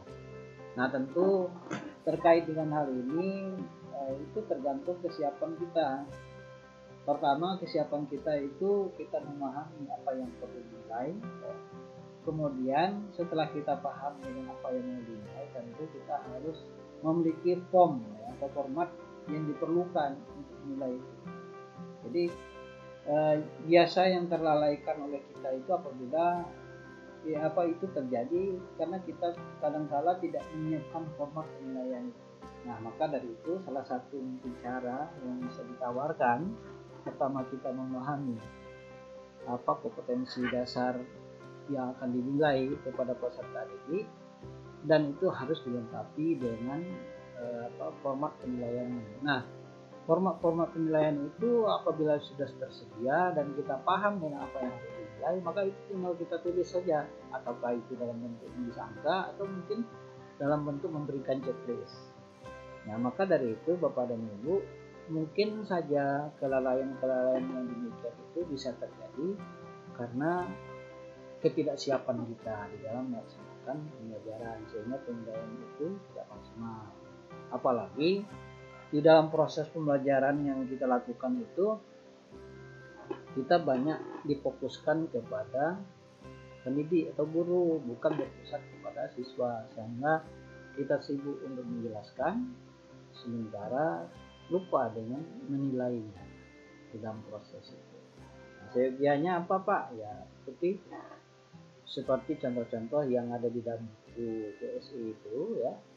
Apabila yang mau dilakukan itu mungkin perlu ada perbaikan atau menyocokkan dengan kondisi setempat, akan disesuaikan. Nah kemudian berikutnya ya tentu format penilaian itu harus sudah siap, tinggal diisi, artinya tetap namanya sudah ada tertulis di sana, tinggal kita mengisi aspek-aspek yang dinilai. Barangkali itu Pak Iwan, atau mungkin ada yang lain mau menyampaikan tanggapan terkait dengan pertanyaan Pak Iwan ini, silakan. Assalamualaikum warahmatullahi wabarakatuh. Waalaikumsalam Pak Basri. Sehat Pak? Alhamdulillah. Yang penting sehat, mahal nih Pak. Iya. Yang tidak bisa dinilai dengan uang sehat itu ya. Ini Pak di lapangan. Iya. Kadang mana kita memberikan pemahaman pada sebagian wali murid ini, orang tua anak-anak dari anak didik kita ini. Ya. Mereka itu menginginkan semuanya tema atau semua, walaupun tema kan tetap pembagian ada mata pelajaran di dalam. Ya. Nah, wali murid ini mereka menginginkan semuanya anak itu punya kemampuan yang di atas rata-rata. Pokoknya nanti matematikanya kuat, IPS-nya kuat, olahraganya juga punya kemampuan. Nah, padahal kan ada skill tersendiri-sendiri. Nah bagaimana kami yang di bawah ini Pak sebagai guru yang berhadapan langsung dengan orang tua di tingkat dasar ini memberikan pemahaman kepada mereka bahwa mereka itu menginginkan anaknya semuanya serba bisa Pak. Artinya bagaimana kami memberikan pemahaman kepada mereka itu anak itu punya potensi begini-begini, bagaimana itu Pak, artinya agar menambah wawasan kami di lapangan berhadapan dengan wali murid ini Pak. Demikian Pak. Ya, terima kasih Pak Basri. Silakan mungkin yang lain untuk menanggapi terlebih dahulu terkait dengan apa yang ditanyakan oleh Pak Basri ya. Bagaimana caranya kita memberikan kesadaran kepada orang tua bahwa tidak semua kemampuan itu bisa dikuasai ataupun dicapai oleh peserta didik secara di atas rata-rata. Nah, silakan Bapak dan Ibu yang barangkali mau memberikan tanggapan atas pertanyaan dari Pak Basri, silakan. Ada? Bapak Ibu, silakan. Tidak ada ya? Kalau tidak ada tentunya saya coba untuk memberikan tanggapan dari pertanyaan ini sesuai dengan apa yang saya pikirkan Bapak Ibu. Jadi tentunya di dalam hal ini kita perlu menjalin hubungan komunikasi yang baik ya antara kita dengan orang tua itu sendiri. Nah tentunya di awal-awal pembelajaran, sebelum pembelajaran itu dimulai ya tentu kita harus juga berkomunikasi dengan orang tua, bagaimana memberikan kesadaran kepada orang tua bahwa kemampuan anak itu memiliki perbedaan yang berbagai macam. Nah, maka dari itu sebagai contoh misalnya, anggap saja kita mencontohkan diri kita gitu kan, untuk disampaikan kepada siswa dengan orang tua. Kemampuan yang kita miliki tentu tidak sama seperti kemampuan adik kita, juga kemampuan kakak kita. Nah, padahal kita itu lahir dengan bapak dan ibu yang sama. Nah, tentu dengan memberikan contoh begitu juga dengan orang tua itu sendiri. Kemampuan bapak atau ibu orang tua itu dengan kakak ataupun adiknya itu juga berbeda. Nah, perbedaan itu adalah keberagaman kemampuan yang terjadi di dalam diri peserta didik. Maka dari itu Bapak dan Ibu tentunya untuk mencapai kompetensi siswa itu di atas rata-rata tentunya memerlukan bantuan Bapak Ibu di rumah, bagaimana memfasilitasi belajarnya sehingga nanti dia bisa meningkatkan kemampuan di atas kemampuan yang sudah ditentukan ataupun standar minimum kemampuan yang sudah ditetapkan di dalam sebuah tema. Nah, maka dari itu Bapak dan Ibu orang tua perlu memberikan bantuan pembelajaran juga di rumah dan tidak hanya mengandalkan pembelajaran yang di sekolah. Nah, termasuk juga pembelajaran yang memang sudah diprogramkan di rumah bersama orang tua. Maka sehubungan kegiatan-kegiatan demikian tentunya Bapak dan Ibu orang tua tentu harus melaksanakannya dengan baik. Nah, itu harapannya. Barangkali itu Pak Basri yang barangkali yang saya pikirkan pada saat ini terkaitnya dengan yang Bapak sampaikan itu. Barangkali ada pencerahan yang lain, silakan. Baik Pak, terima kasih Pak. Ya, yang lain ada? Mau menanggapi pertanyaan Pak Basri tadi? Silakan. Ada? Bapak Ibu? Ibu Suryani barangkali? Ibu Ayu, Ibu Halimah, Ibu Heni, Pak Iwan. Silakan Bapak dan Ibu. Ayo teman-teman. Apa tidur?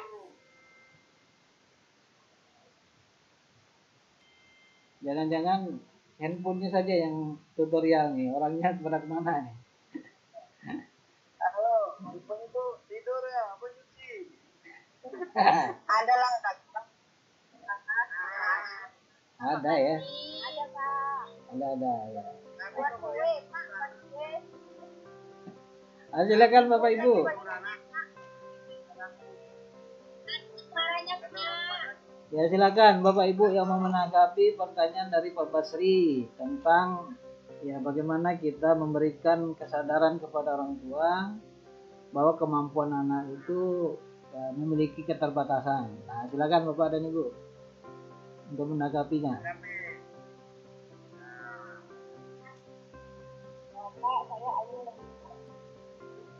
Nah, silakan Ibu Ayu. Ayo Bang. Tengok aja, tengok.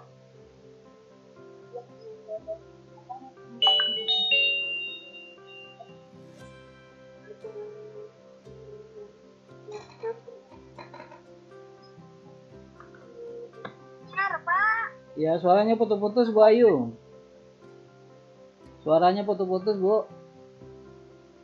Iya Pak.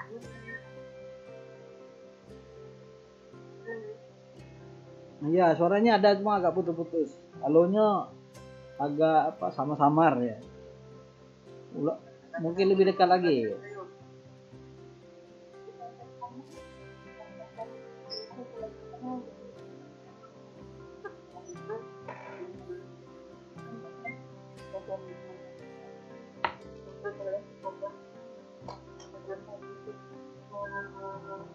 mengendalikan dari orang ya tentunya mengandung yang buruk yang tidak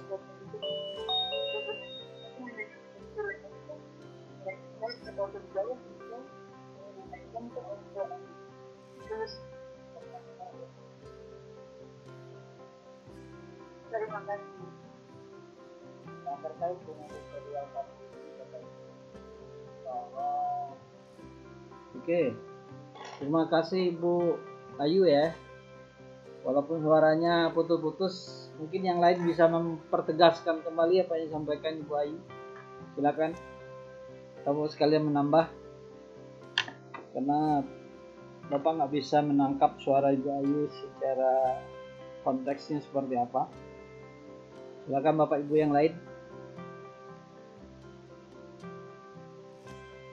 Tidak kedengaran juga suara dulu Pak. Oh sama ya.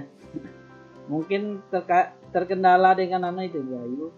Apakah signal atau mungkin daya tangkap suara dari perangkat yang kita gunakan.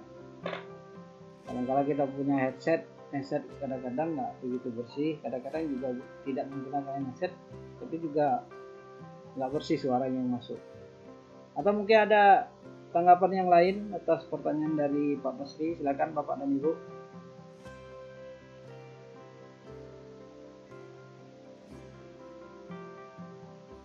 Silakan. Pak. Ya, Ibu Suryani, silakan. Iya Pak. Sebenarnya Pak, itu kendala hampir semua guru Pak mengalami. Saya juga mengalami seperti itu. Cuman kalau saya meminimalisirnya, kebetulan saya punya grup parenting Pak. Oh iya. Jadi grup parenting. Jadi dalam grup parenting itulah saya jelaskan sedetail mungkin. Bahkan terkadang itu hampir tiap minggu ada ada penjelasan, ada laporan anaknya yang ini supaya orang tuanya jelas. Bahkan ketika pembagian lapor baik di semester ataupun semester kan orang tuanya datang, jadi dijelaskan di situ Pak. Memang sih tidak bisa menyelesaikan masalah secara sempurna dengan total, tapi ya itulah cara saya meminimalisirnya Pak. Jadi ya mungkin bisa dicontoh atau ditambahkan dengan teman-teman yang lain. Terima kasih Pak. Terima kasih Bu Suryani. Ya, terima kasih masukannya. Jadi ada grup WhatsApp parenting ya. Ya, saya baru ingat juga kebetulan kemarin punya anak di SMP, tapi ya di SMP itu ada grup parentingnya. Nah, para orang tua itu ngumpul di grup itu, apa yang bisa kita lakukan untuk mengimproving atau meningkatkan kemampuan peserta didik ataupun siswa masing-masing sesuai dengan orang tuanya. Nah, tentunya melalui fasilitas seperti yang disampaikan Bu Suryani ini memungkinkan memberikan nilai tambah ya, walaupun itu tidak menyelesaikan masalah secara sempurna, tapi setidaknya meminimalisir terhadap permasalahan-permasalahan yang dihadapi oleh orang tua terkait dengan kompetensi siswa-siswa kita. Nah, barangkali itu ada lagi yang lain mungkin Bapak Ibu yang punya pengalaman, silakan.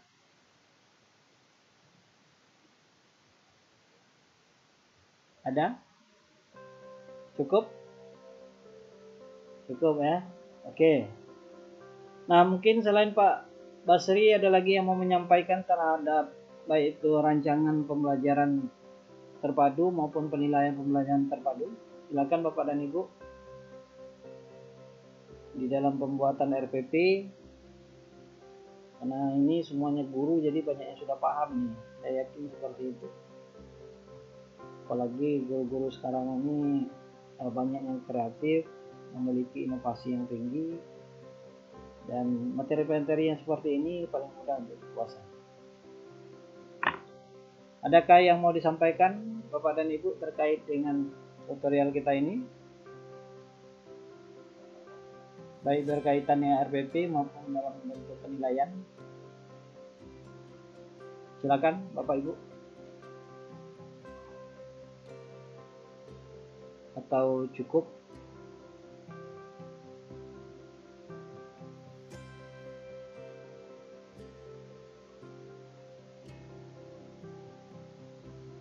Jadi di dalam kesempatan ini juga Bapak dan Ibu, saya akan men-screen kembali RPP yang akan kita buat itu ya.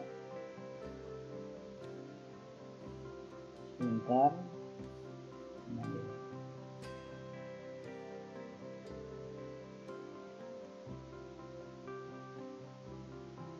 Ini saya coba tampilkan. Jadi RPP yang kita buat berdasarkan Permendikbud tentang standar proses ya, dimana nanti di dalam RPP yang kita buat ada identitas sekolahnya, ada tema, subtema ya, kemudian ada kelas atau semester, kemudian ada materi pokoknya, ada lokasi waktu, tujuan pembelajaran, kompetensi dasar dan indikator penilaian kompetensi, materi pembelajaran ya, kemudian metode dan media serta sumber belajar, langkah-langkah pembelajaran atau tahapan mulai dari tahapan pendahuluan sampai tahapan inti dan penutup, kemudian yang terakhir adalah penilaian. Nah, tentu seperti contoh yang ditampilkan ini salah satu bentuk tujuan pembelajaran. Tetapi mungkin wawasan yang lain yang perlu juga saya sampaikan di dalam merumuskan tujuan pembelajaran ini Bapak dan Ibu. Salah satu teori di dalam penyusunan tujuan pembelajaran ini kita bisa lakukan itu dengan menggunakan formula ABCD ya, atau disebut dengan bahasa lain ABCD. Sebenarnya itu ABCD bahasa kita ya. Apa itu A? A itu audience, artinya di dalam tujuan pembelajaran itu harus menyebutkan audiennya, harus terdapat audien, siapa yang menjadi audien di dalam tujuan pembelajaran. Di dalam hal ini tentunya adalah siswa. Nah, kemudian selain itu di dalam tujuan pembelajaran itu ada formula lagi B atau B ya. Kepanjangannya adalah behavior atau perilaku yang ingin dicapai. Nah, tentu sebagai contoh di sini adalah kalau audien tadi ada siswa ya. Kalau di sini contohnya dapat menyanyikan lagu dengan tinggi rendah suara yang tepat. Nah, ini adalah merupakan behavior atau B tadi ya. Perilaku. Nah, kemudian setelah B ada C. C itu adalah condition atau kondisi bagaimana kegiatan pembelajaran itu berlangsung. Nah, di sini kalau kita lihat dari tujuan pembelajaran nomor 1 itu dengan mendengarkan lagu dan menyimak penjelasan guru. Jadi melalui mendengarkan lagu dan menyimak penjelasan guru, disinilah yang disebut dengan condition atau kondisi bagaimana pembelajaran itu berlangsung. Nah, itu bagian C. Jadi kan ada A audien, kemudian B behavior. Kalau audien itu siswa, behavior itu perilaku yang ingin dicapai. Sementara C itu adalah condition, bagaimana kondisi pembelajaran itu dilaksanakan. Dan yang terakhir D atau D. D itu adalah degree ya. Degree itu adalah tingkatan yang ingin dicapai. Nah, di dalam contoh nomor 1 ini dengan penuh percaya diri. Nah, penuh percaya diri ini adalah degree ya, degree ataupun tingkatan.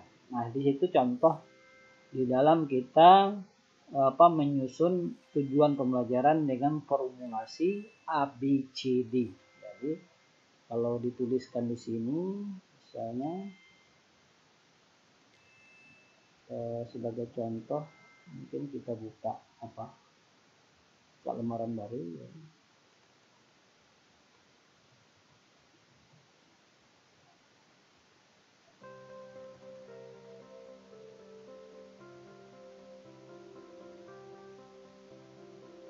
Ada proses ya. Jadi formulasi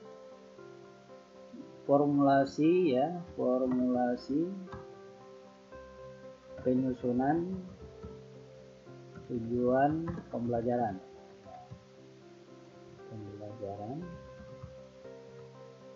yaitu dengan istilah ABCD ya. A itu sama dengan audien, kemudian B itu sama dengan behavior, Kemudian C itu adalah condition, ya, condition ya tulisannya. Kemudian D itu adalah degree. Nah itu degree ini ya, itu.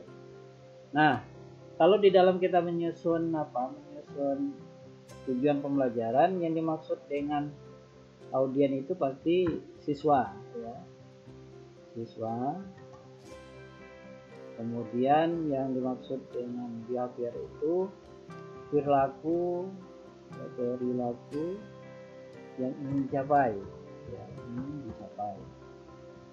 Sementara condition itu kondisi ataupun kondisi kegiatan pembelajarannya.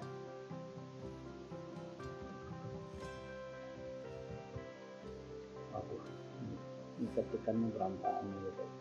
Ya, mungkin kerugian. Pembela, terbalik. Ya, kemudian degree-nya itu sama dengan tingkatan. Ya, tingkatan. Nah,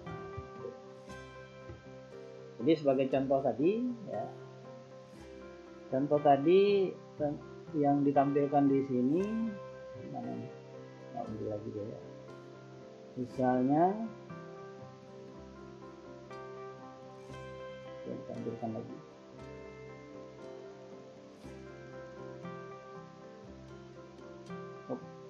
Nah, ini dia. Dengan mendengarkan lagu dan menyimak penjelasan guru, siswa dapat menyanyikan. Nah, ini tadi.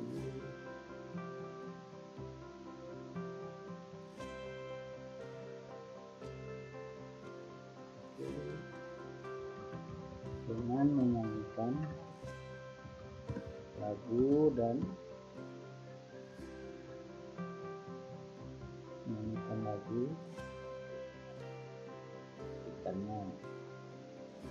dan penjelasan guru, siswa dapat, ya, kita lihat, dapat menyanyikan lagu dengan tinggi rendah suara yang tepat, menyanyikan lagu dengan tinggi rendah suara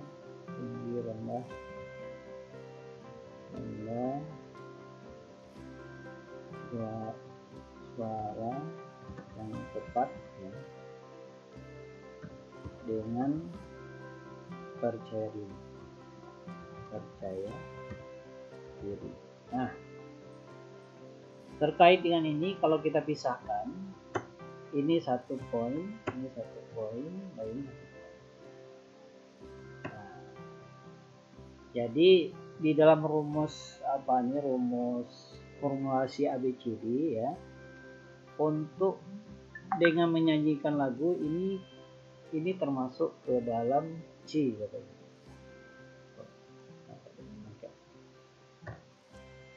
Masuk C, ya. Ini bagian C. Kemudian siswa ini adalah audien. Ya, audien. Di sini kita enter saja. Ya, ini adalah audien A, ya. Sementara untuk dapat menyajikan lagu tinggi rendah yang tepat itu termasuk di dalam behavior D. Ya. Sementara dengan percaya diri ini adalah D, ya, atau degree. Nah, ini dia. Nah, itu Bapak Ibu susunan ataupun formulasi yang digunakan salah satu teori tentang penyusunan tujuan pembelajaran.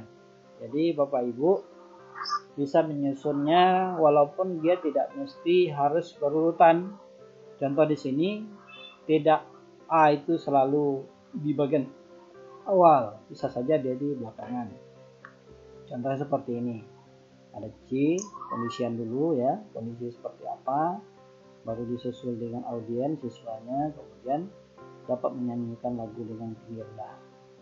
Suara yang tepat itu D, sementara dengan percaya diri itu D. Nah, ini salah satu bentuk formulasi di dalam kita menyusun tujuan pembelajaran. Nah, terkaitnya ini bisa dipahami Bapak Ibu? Untuk penyusunan tujuan pembelajarannya? Bisa? Bisa Bapak Ibu? Bisa ya?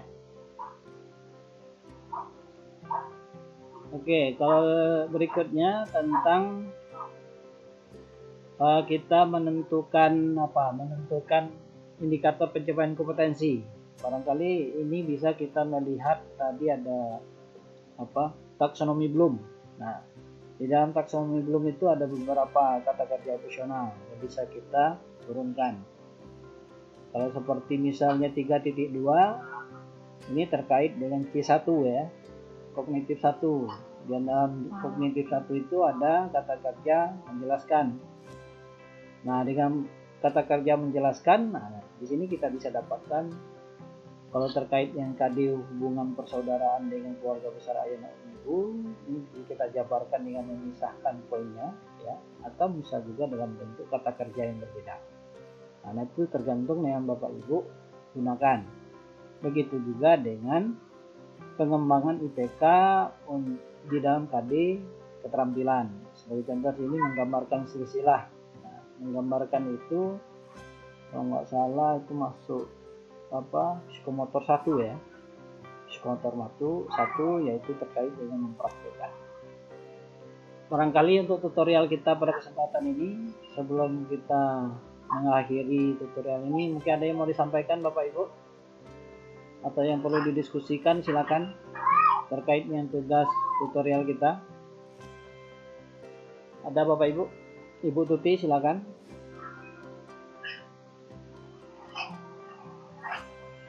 Halo, Bapak Ibu.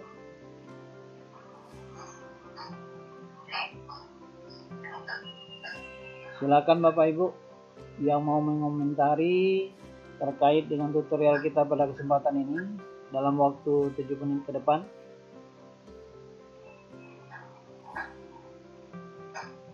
Ada Bapak Ibu?